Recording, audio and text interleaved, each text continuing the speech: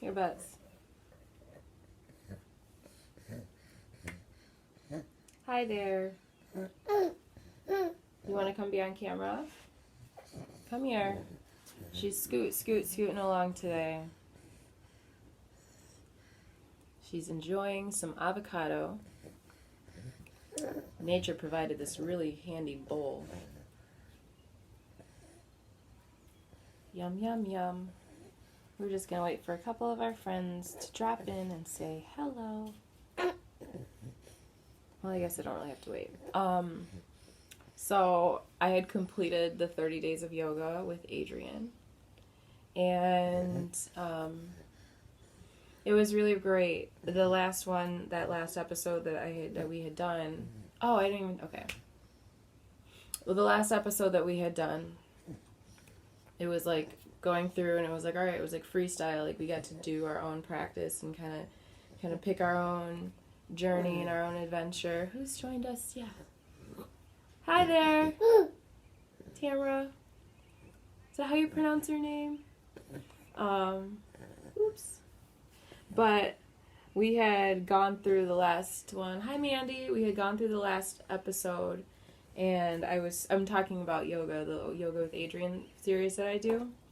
And we had gone through the last episode, and it was like, do your own thing. And like, it was great, and for a couple days here, I did my own yoga practice. I like to do it outside in the morning and like with the sun and get all nice and warmed up and yummy feeling. And then like it rained, for a couple of days, and it was like, so I didn't get outside. And then I didn't communicate my needs effectively, so I didn't get a chance to do it. Well, I did some yoga over the weekend, but not nearly as much as I would have liked to. Because I've been figuring out that like yoga is my drug. Like I'm making yoga my go-to if I need like, I don't know, sometimes, you feel overwhelmed or, oh my God, I'm so mad right now. And like, I'm making yoga. Let's not eat that. I'm making yoga the thing that I turn to instead of the bottle or instead of, a cigarette or something like that. And yeah, so today I started, hi Alex. So today I started a new yoga with Adrian, which is very helpful. I don't know, I really, really enjoyed it. The first one, it was like the True series or something. And today it was motive. The reason why we do things. And the feeling behind why we do it. So instead of just like hitting the pose, the warrior one, or the cat-cow, why? What's your motive for coming to the mat? What's the motive for coming to the mat? What's the motive for movement? Why are we here? And it's like, it's thinking about my motive in life. It's making me think about my motive in life, why I do the things that I do. And I had taken a couple of days off. I didn't mean to take a couple of days off from making my live videos. I really enjoy making them. Somebody had just mowed over our cable line outside, and so it took us 4 days to get cable back, which was exceptionally challenging. I mean, yeah, they're like, you can use your Xfinity, you can hook up to any of the hot spots in your area, and I'm like, yeah, but then I have to hold my device out the window, and I'm not trying to do all that. So it was really challenging for me. It's not like I didn't get any work done. I read a book. I played with stone a lot. It was actually kind of nice to have some days off to just be and exist in my own space. She's enjoying avocado right now. I don't know if you picked up on that. This is the wonderful bowl that nature has provided for us. Don't have to waste resources on glass jars or anything like that. Nope, just feed her the avocado right out the dang avocado. But yeah. So, and going on with this theme of motive today, I was doing some thinking. I had made a video with my son last night, and we had touched on some really sensitive subjects on like my reasoning, because I don't punish him, and I practice a different kind of parenting with him, And because of that, I just felt a need to treat him differently, and he has been very forthcoming about how he's treated elsewhere when he's not in my care. And it's I noticed that I perhaps didn't react the way I feel like I should have. I don't know. I reacted in a way, and it got to me. And my partner and I yesterday we were talking about things, and we had kind of a disagreement. Here, do you want this? Oh, is this what you want? We had kind of a disagreement, and I realized that that I shut down, like emotionally just withdraw. I am not here, I am elsewhere. And it got me thinking, like, how I was talking with my son, and I realized that I emotionally wasn't there either. So I did some research on emotional neglect. I don't know. I've said, what did I Google? I think I Googled, when my partner and I fight, I withdraw or something. And I think that that's how I dealt with a lot of the abuse that I suffered as a child. I withdrew into myself and into my being, because dealing with my life as a very young person was really challenging, and going through some of the stuff that we had gone through before we went to foster care, my siblings and I, and observing that and being present to that and not being able to show emotion while these horrific things were happening right in front of me, it made me withdraw into myself. So when I see somebody acting out emotionally, I instantly stop it and I leave.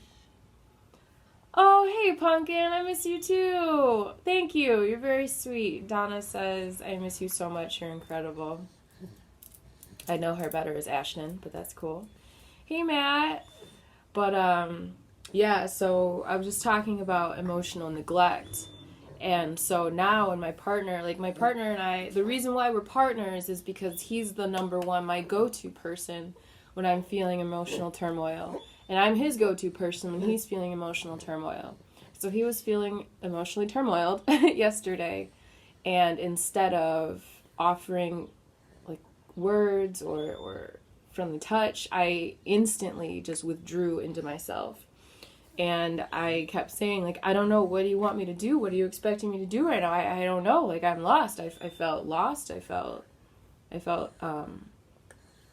not scared, but I felt overwhelmed. That's a good word. And I just was shocked and paralyzed. I felt paralyzed, and I didn't know what to do. So then, after things calmed down and I went to sleep, but I normally don't like to go to sleep when I'm unhappy, but I needed to think, and I dreamt about it. And I woke up this morning, and I analyzed my dream, and then I started Googling about emotional neglect. And emotional neglect, I wrote it down.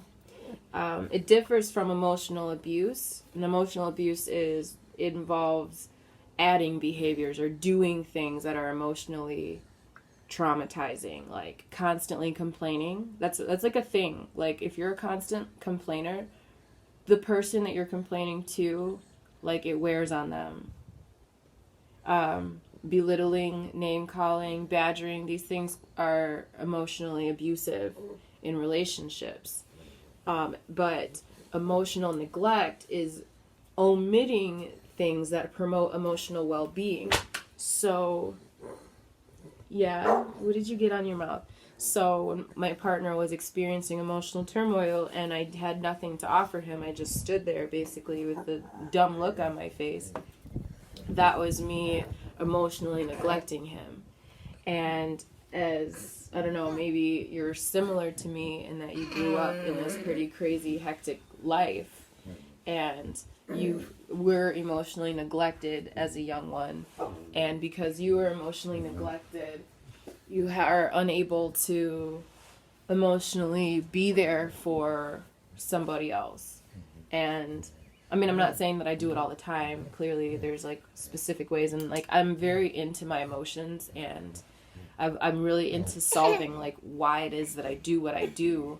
and I'm noticing that I have a big hole in my nest.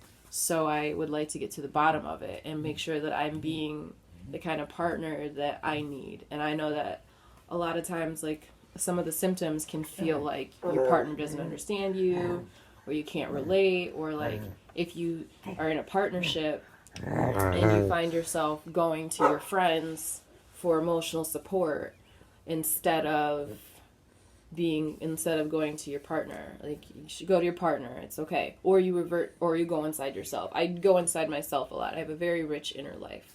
Because again, as a child, before we went into foster care, I had to develop my inner life, because that's where I would go to escape the horrors that I was viewing outside of me.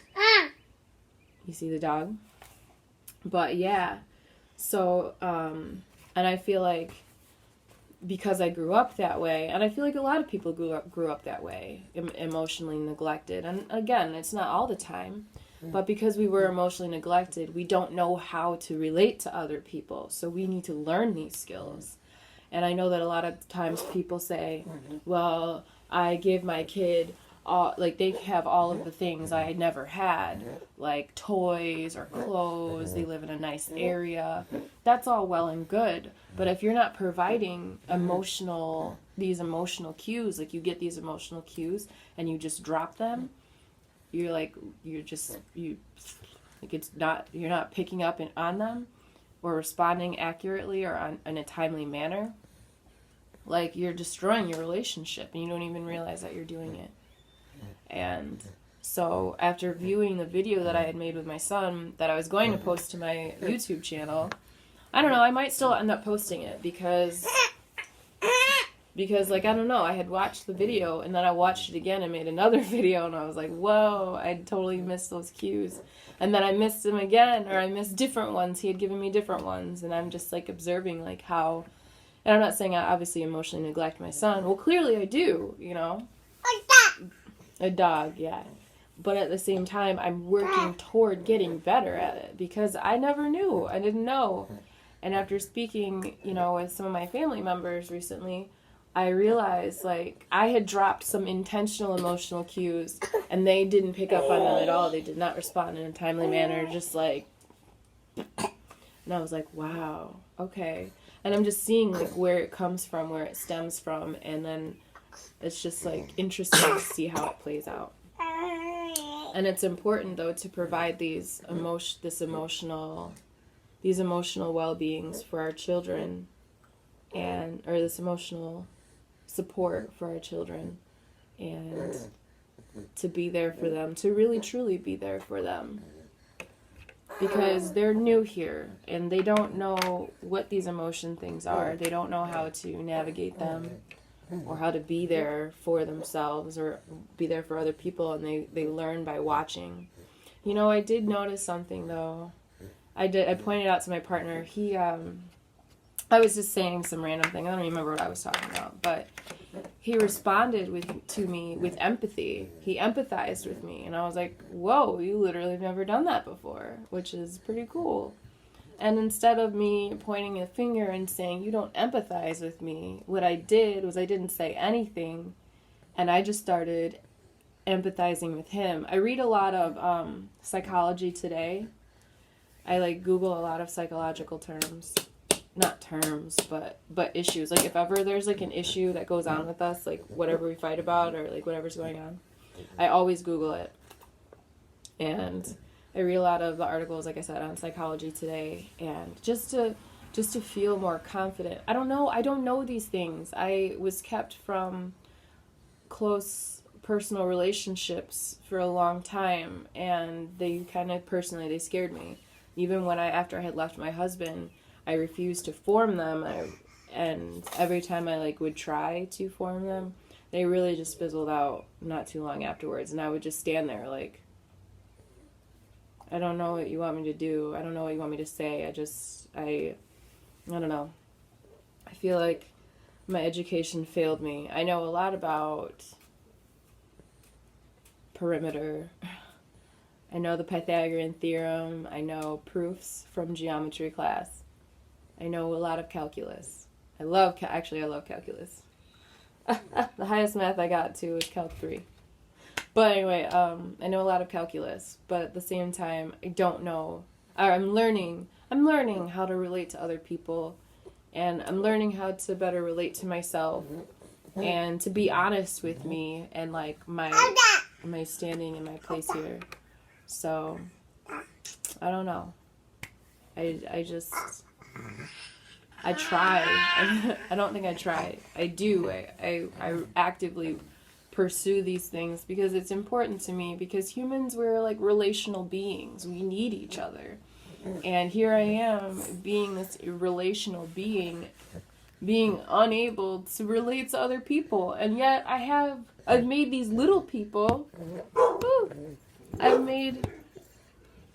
made these little people, and like I don't know how to treat them. I don't want to just be mean and lord over them and say, you act right, and then while I'm not acting right. It doesn't make any sense to me. I cannot sit there and, like, I get in funky moods. I do. I get in the funkiest of moods, and my son gets in funky moods, and my daughter gets in funky moods. It's a dog. And that's okay. It's okay for everybody to be in a funky mood. But what's not okay is to tell somebody that the way that they feel is not okay. Like, it's not okay to tell somebody the way they feel is not appropriate, because that's how they feel, and that encourages like cognitive dissonance in the brain. And so people just grow up like not listening to their inner cues and listening to their intuition, and they just like it makes people go crazy. You have these feelings, and like your gut is telling you one thing, and yet you go and do another thing because you don't know how to trust yourself, because you don't know how to listen to yourself. It doesn't make any sense. So when people act out, instead of telling them that they're wrong or that they should calm down or be quiet, instead, like, why not just try to see why it is that they're acting that way? You know, try to get to the bottom of it. But I don't know. These are just some of the things that I've been going over in my mind. But I'll stay right down. But yeah, everyone gets into, I give them food, they've got clothing, they've got shelter. Yeah, that's great. But like, they have emotions. What are you doing to provide for those needs? Do you want milk? Huh? Like right now, she's being really, really curious. And am I helping provide for her needs? Or am I like stifling her creativity?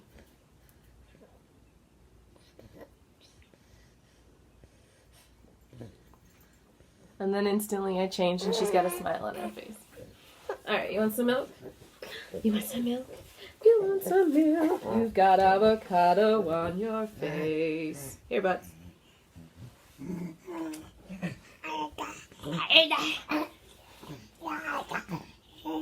got the pen.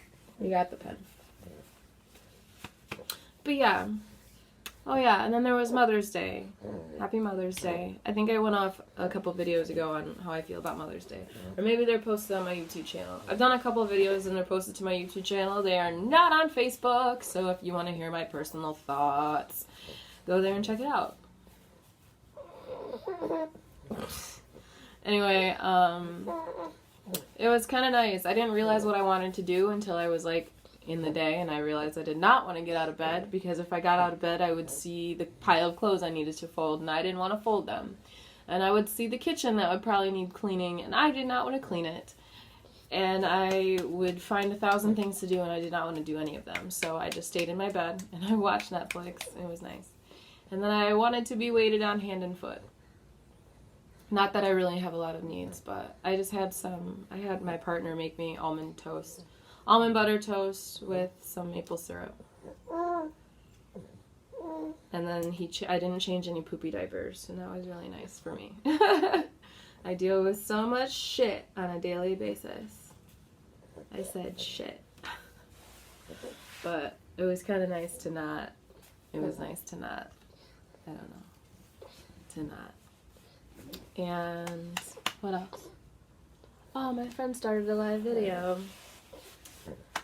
But And then I got out of bed when my mom got here, and we went to go get Korean food. My mom and my stepdad. It's weird to call him my stepdad. My mom and my mom's husband. And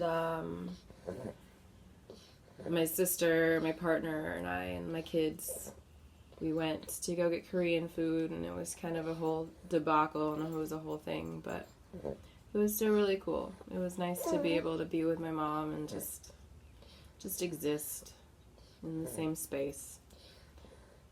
Yeah. And I don't know. I hope if you're a mom that you got a chance to spend Mother's Day however it is that you wanted to spend it. And if you didn't want to, I hope you didn't. And if you did want to, I hope you did. Oh, breast milk on my shirt. It's like the other thing that I wear on a daily basis, breast milk. I'm really actually excited to do extended breastfeeding with her because I always felt like I wanted to do it with my son, but I allowed society to get into my head and tell me that breastfeeding my baby was weird, which is weird in itself, but I'm not dealing with it anymore. I realize that I'm like the kind of person that I think I need just some space from society. And I mean, I've given myself lots of space from society because now I'm like a stay-at-home mom. And yeah, I can't listen to other people like that because it like destroys my, what is the word I'm looking for? Confidence. Because I do a lot of things differently than a lot of people would do them, and I think differently than I believe a lot of people in like mainstream people think. And because of these things, like when people encounter me, they're like, whoa. Then when I throw out something that I'm doing, they're like, whoa, and they don't know how to act, and so they tear down. The first thing they do is attempt to tear down, and I'm realizing to just like not engage with other people that only want to tear me down. But it's a journey, you know. I used to get really, really upset, and so I made friends with the block button on Facebook. And now I'm just kind of realizing that I don't have to block everybody, but, you know, I can just exist and other people can exist. And because I can exist and you can exist, like, we can all exist and we can all occupy the same space. The sun beats down on the whole of the world. And it's okay. Like, I don't even have to move over to allow somebody else to bloom. We can all bloom in our own respective places.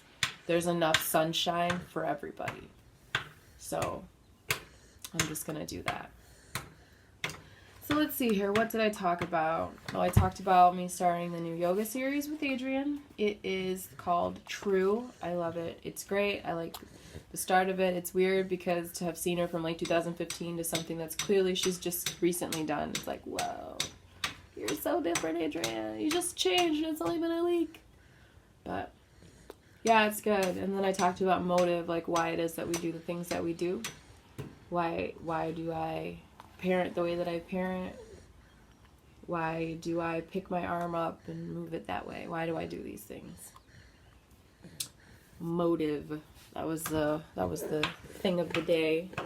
Let me see. And why did I start the new things? I said because I wanted more guidance in my yoga practice. I wanted more guidance in my yoga practice. And she talks about yoga in a really profound way. And she makes it real to me and reminds me of like what I want to get out of yoga and how the spiritual, like a lot of the spiritual side and a lot of the spiritual aspects of yoga. And I really, really enjoy that. And so I get a chance to kind of get the benefits of going to class without actually like having to go to class.